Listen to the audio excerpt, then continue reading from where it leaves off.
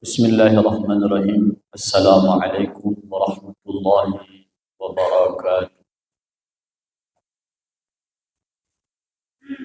Alhamdulillahi rabbil alamin. Wassalatu wassalamu ala ashrafil anbiya'i wal mursalin wa ala alihi wa sahbihi ajma'in. Ashhadu an la ilaha illallah wa ashhadu anna Muhammadan abduhu wa rasuluh. Allahumma salli ala sayyidina Muhammad wa ala alihi wa sahbihi ajma'in. اللهم علمنا ما ينفعنا وانفعنا بما علمتنا وزدنا علما. Pagi ini kita akan bahas kitab Fathul Bari Syarah Sahih Al-Bukhari yang ditulis oleh Imam Ibn Hajar Al-Asqalani yang meninggal tahun 852 Hijriah. Adapun bab yang kita bahas, Babul Hadari minal Ghadab. Bab peringatan Nabi kepada kita agar berhati-hati dari sifat ghadab. Ghadab ini maknanya kalau ditengok ke dalam terjemah kitab kamus artinya marah. Di dalam muqaddimahnya ada dua ayat yang beliau kutip. Pertama dalam surah Asy-Syura, yang kedua dalam surah Ali Imran. A'udzu billahi minasyaitonir rajim. Bismillahirrahmanirrahim. Walladzina yajtanibuna kaba'iral itsm wal fawahisha wa idza ma ghadibu hum yaghfirun. Orang-orang yang dia menjauhi dosa besar, setelah itu dia tidak melakukan perbuatan keji dan mungkar, dan apabila dia marah dia cepat memberi maaf.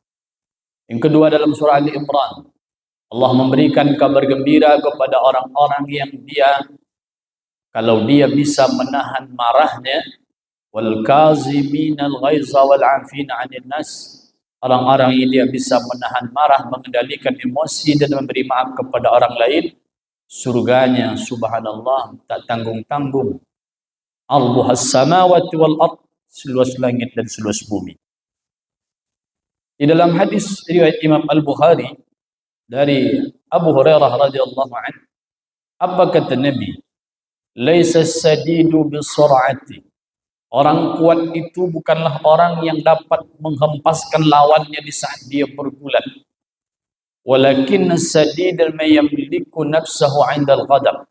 Tapi yang kuat itu kata Nabi adalah orang yang bisa mengendalikan dirinya di saat dia marah. Maka ghadab itu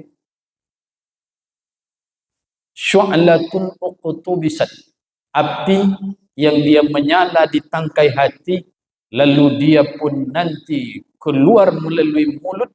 Itulah dia ucapannya lagi tak terkontrol, karena dia itulah yang dikuasai oleh syaitan, nafsu yang tidak terkendali, karena dia kendaraan yang dipakai oleh syaitan untuk menggelincirkan kita dari jalan Allah Subhanahu wa taala.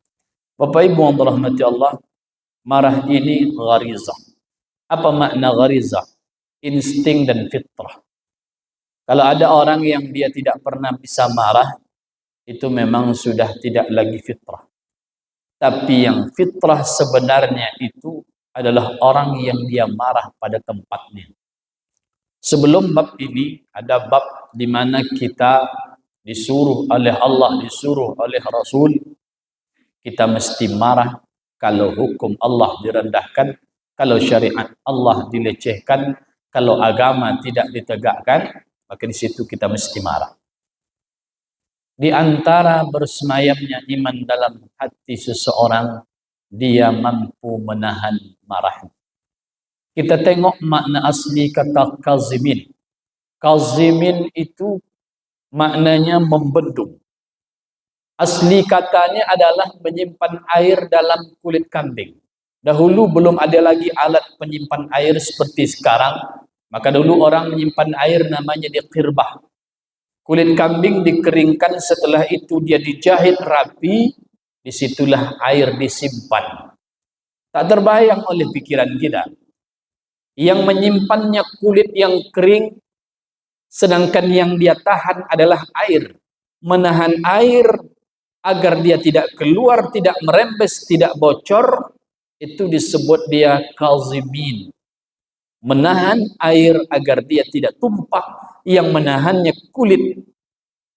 Itulah bentuk orang yang dia bisa mengendalikan dirinya. Di saat dia marah, seperti apa kulit kambing menahan air agar air itu tidak tumpah, agar air itu tidak bocor, agar dia tidak merembes. Seperti itu pula lah orang yang sedang disulut api kemarahan, dia tidak menumpahkan marahnya, membabi buta, karena di saat marah itu dia pasti tidak terkontrol lagi ucapannya. Nauzubillah, nauzubillah. Abu Hurairah menceritakan dalam riwayat Imam Al-Bukhari, ja'a rajulun ila Nabi sallallahu alaihi wasallam. Ada seorang datang ke Nabi. Ya Rasulullah, ausini. Rasul, beri aku pesan.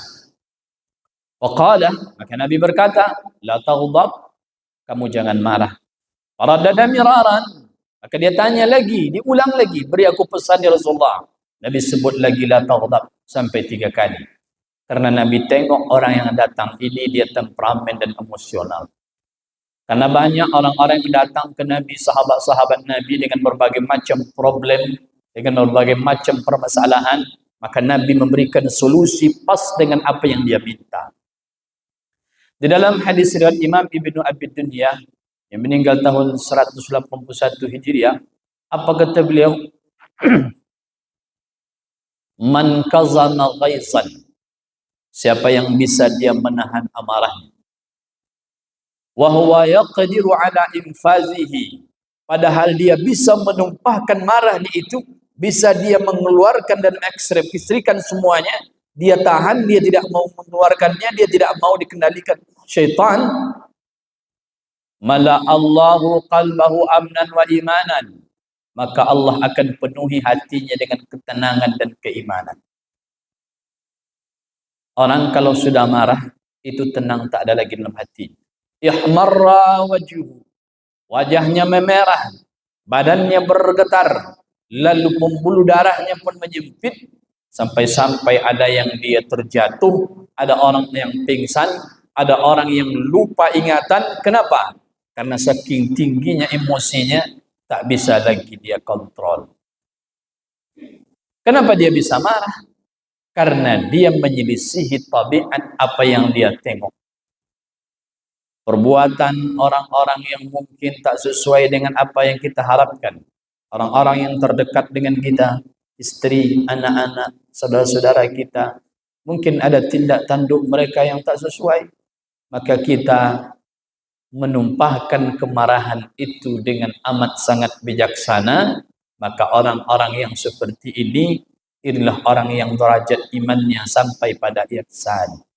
Maka Allah menyebutnya muhsinin, tempatnya surga, subhanallah, tingginya sekali. Islam dia mestilah mengamalkan secara totalitas, tidaklah hanya sebutuh ritual saja.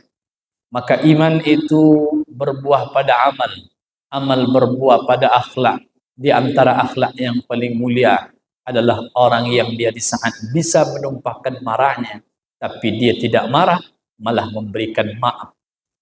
Dahulu Aisyah pernah bertanya pada Nabi kita Muhammad sallallahu alaihi wasallam, "Ya Rasulullah, di samping perang Uhud itu mana lagi yang paling berat?"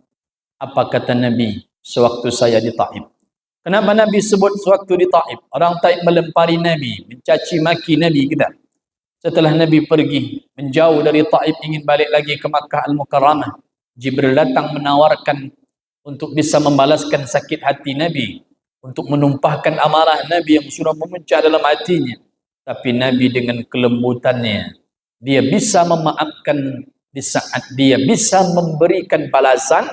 Inilah pahala paling tinggi. Orang-orang yang bodoh, dia katanya derajatnya akan naik di saat dia bisa memarah-marahi orang, memaki-makinya. Kadang kita tidak habis pikir, Bapak Ibu. Ada orang yang memesan di rumah makan, lalu begitu dia duduk, karena pelayannya ini sibuk melayani, yang ini minta pesan, yang ini minta pesan. Kebetulan pesan dia terlambat, lalu dipanggilnya pelayan, dimaki-makinya, dimarah-marahinya. Ini bukanlah ciri karakter orang beriman. Apa ciri orang beriman itu? Ar-rifqu wal hilm wal anah. Rifq, lembut, hilm, memaafkan di saat dia bisa membalas, wal anah, dia itu sopan, santun, ramah, tamah. Maka kalau ada orang yang rajin salat, rajin baca Quran, sudah datang ke pengajian, tapi dia tidak bisa mengontrol dirinya, mestinya dia bermuhasabah, memikir duduk sejenak. Untuk apa saya salat? Untuk apa saya puasa? Untuk apa saya baca Quran? Mulutnya kasar. Nabi, jangankan mulut ucapannya, bau mulutnya saja dia tak enak, tak mau dia. Makanya Nabi menjelang masuk rumah dia siwak, gosok gigi. Dahulu asbab turun surat tahrim itu, ya ayuhan Nabi, hai Muhammad, kata Allah, kenapa engkau haramkan sesuatu yang dihalalkan oleh Allah Subhanahu wa taala? Nabi diceritakan minum maghafir, ada yang menyebut minum madu, asal. Maghafir itu perasan bunga-bunga, lalu dia diminum, aromanya agak asam. Ada yang menyebut madu. Madu, kalau kita minum, itu tidak ada aroma keluar. Tapi rupanya ada salah seorang istri Nabi yang tidak suka aroma itu. Lalu apa kata dia? Ya Rasulullah, engkau baru minum makan apa? Kok aroma napasnya tak sedap? Lalu apa kata Nabi? Semenjak ini saya haramkan, saya tak akan minum madu lagi. Allah tegur Nabi. Lima tuharrimu ma halallah. Kenapa engkau berani mengharamkan yang dihalalkan Allah? Tabtaghi mardata azwajik, hanya karena ingin menyenangkan hati istri-istrimu. Begitulah Rasulullah sallallahu alaihi wasallam. Jangankan isi kata-katanya, aroma mulutnya saja mengganggu pada orang lain, Nabi tak mau.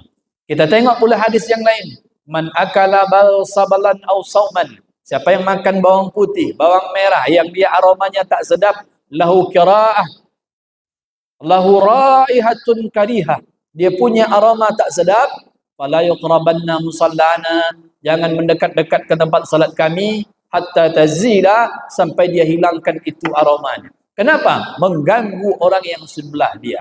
Kalau aroma mulut saja tak boleh mengganggu orang, apalagi ucapan yang keluar dari mulut. Makanya di dalam Al-Quran beberapa ayat menyebutkan ada kaitan yang amat sangat erat. Satu paket perintah. Ya ayyuhalladzina amanu taqullaha wa qulu qawlan sadida. Hai orang beriman, takutlah pada Allah, bertakwalah. Bukti kamu bertakwa, qawlan sadida. Ucapkan kata-kata yang baik dan benar.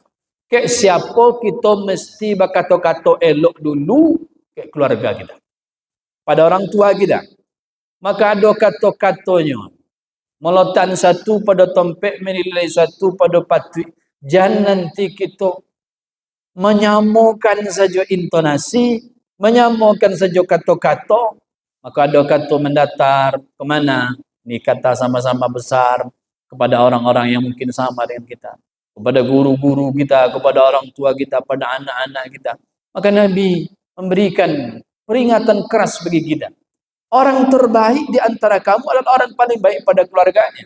Aku ini, kata Nabi, ana khairukum li ahli. Akulah orang yang paling baik pada keluarga. Apakah Nabi tak pernah marah? Pernah. Bukan tak pernah Nabi marah. Dahulu ada orang yang datang mengadu pada Nabi, ya Rasulullah, dia sering terlambat salat subuh. Ya lambat terus, terlambat terus. Dia terlambat ini bukan karena ada uzur, tapi dia sengajakan. Lalu dia kadukan pada Nabi Rasulullah, inna fulan, si anu ini sering terlambat terus subuh.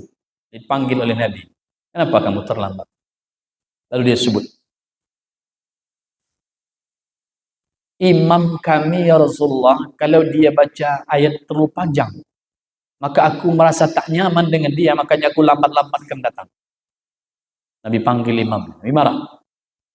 Idza ammamtan nasa falyujiz, kata Nabi, fa inna fihi ad-dha'if was-saghir wal-kabir wazil hajah.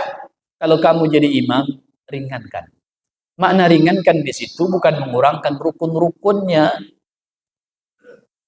Mahmarra wajhum, Nabi marah. Kenapa? Orang tak boleh dibuat jauh daripada masjid. Orang tak boleh dibuat dia menjauh daripada Allah Subhanahu wa taala. Maka dai yang mengajak orang ke jalan Allah Subhanahu wa taala pilihan katanya mesti kata-kata terbaik. Maka Allah sebut qaulan sadida, kata baik lagi benar. Maka kita dalam berinteraksi sehari-hari, ada mungkin orang-orang yang menjengkelkan hati kita.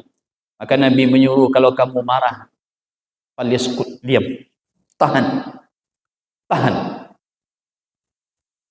Jadi orang yang kuat itu adalah orang yang dia bisa yamliku nafsahu 'indal ghadab.